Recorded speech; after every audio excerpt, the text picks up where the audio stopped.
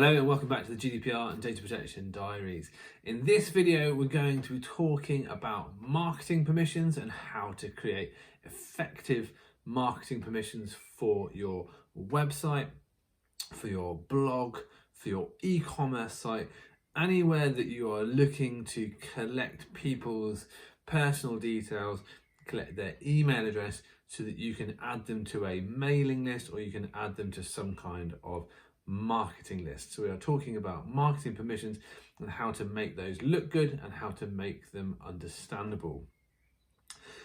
We are not going to be talking about the differences between sort of like legitimate interests and opt-in consent. I have done another video on that and how that applies under the Privacy and Electronic Communications regulations, and you'll be able to catch that in the link at the top of this video.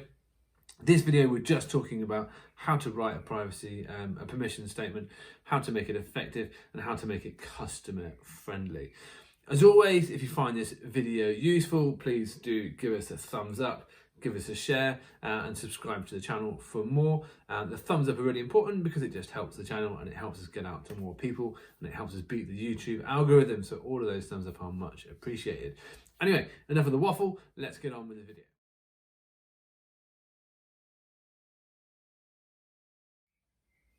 So, as mentioned, we are talking today about marketing permission statements. These are the blocks of text or the permission statements that you see on pretty much every website that you use whenever you're buying a product or buying a service online, registering for a subscription, anything of that nature. If you're in the EU, you will see a marketing permission statement. Now, generally that permission statement will be saying, we'd love to send you different offers, we'd love to send you news, we'd love to send you this. If you don't want to receive that, click here. If you do want to receive it, click here, or don't click or untick, whatever it is. Sometimes these can be confusing, they can be hard to understand, and sometimes they're just not customer friendly. Over the last 10 or 11 years, I've crafted privacy statements, permission statements, marketing permissions, and lots of other text and information for lots of different companies. So these are my top tips to how to create the best marketing permissions. So top tip, number 5 is making sure that you have clear and prominent placing for your marketing permission. Very often what we've seen in the past is that the marketing teams want to try and hide the permission statement away, keep it at the bottom of the text so that people don't see it. So if you are opting for the soft opt-in model, then essentially no one's going to see that message and they're not going to unsubscribe or tick no because they just don't see it. For me, that's a massive faux pas. If you make your permission statement clear, make it visible, make it a real integral part of the customer journey, then people are much more inclined to accept those marketing permissions. They're much more inclined to want to hear more from you because it's clear, it's prominent, and it's obvious what they're going to get, what information you're going to be sending to them, and you haven't tried to hide it. So when you've got your journey, at the end of your customer journey where you're collecting names, addresses, invoice details, delivery address, etc., making that marketing permission a really integral part of that bit of text is really useful and is guaranteed to get you a better take-up rate on your marketing permissions as well. In at number 4, make sure that your marketing permission wording is customer friendly. So everybody talks to their customer in a different way and in a different manner. The worst thing that you can do with your with your marketing permissions is start using language that your customer wouldn't normally expect to hear from you. So if your customer and your customers are used to you sending them memes of cats or cat pictures, then make sure that your wording is friendly and is in line with that kind of business model. If you're a law firm, if you're an accountancy and your customers are looking for a more professional approach, then make sure that you're talking to them in a more professional fashion. Whichever way you choose to do it, make sure that it's clear, it's precise, but that the customer really understands the benefits of what it is that you're trying to sell them, and they can clearly get from the text why there's a benefit to them signing up to your marketing, and what they're going to be getting out of it at the end of it. In at number 3, be honest. There is nothing worse than a marketing permission that says we will not spam you when you know full well that you're going to spam them. If you signed up for Voucher, if you have that here in the UK, you are fully expecting to receive 4, 5, 6 emails a day, every day, of offers, etc. That's what you've signed up for. If you are sending a weekly newsletter, and this is a marketing permission for a weekly newsletter, or you just want to do seasonal offers, then make that clear in the permission statement. But if you do that, then make sure that that's what you are sticking to. If you are clear and you are honest with your customers and the people coming to your website, then they are much, much more likely to A, sign up to your marketing permissions in the first place, but B, also continue to be happy to receive the marketing content that you're sending them if it is in line with what they originally signed up for.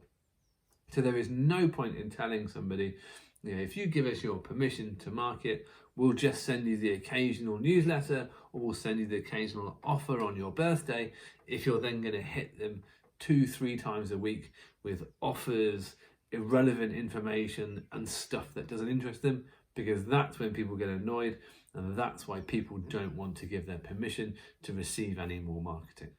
Top tip number 2, do not make your marketing permission confusing to the point where the person that is reading it doesn't understand what it is that they're going to get out of it. Very often we've seen marketing permission statements that, whether purposefully or not, almost end up tricking the customer into thinking they've done an action and actually they've done something else. Now, you've probably all seen it when you've been on a website. You've looked at a permission statement, and it's, if you do not want to receive further communications, please do not untick the following box. If the box is ticked, we will assume you are happy to receive this information, and then the box is unticked, and you're thinking, do I need to tick that box? Do I need to untick that box? What am I supposed to be doing? What am I going to get? And before you know it, you think you've opted out, and actually you've somehow opted in, and you start receiving those marketing materials anyway. You might think that that's a really great business model for you, and actually that's going to be able to, a way for you to get lots of people to market to. But I promise you, people are just going to be annoyed that they're getting the things that they didn't want to get, and they are going to unsubscribe anyway. If you make your position really clear, if you do not wish to receive marketing, please tick this box. If you do wish to receive marketing, please tick this box. Give the channel options: email, SMS, post, phone. Make it abundantly clear that the individual has a choice of what channels that they can be marketed to and what they can choose to be not marketed through.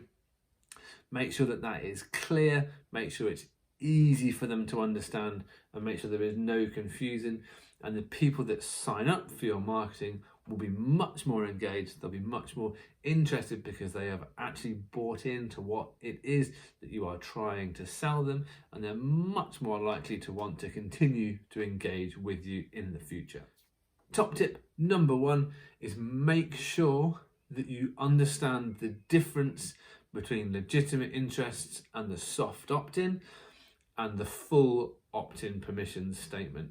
Now, as I said at the beginning of the video, this video is not about legitimate interests under the GDPR or soft opt-in under the Privacy and Electronic Communications regulations, because that is in itself an entirely different video.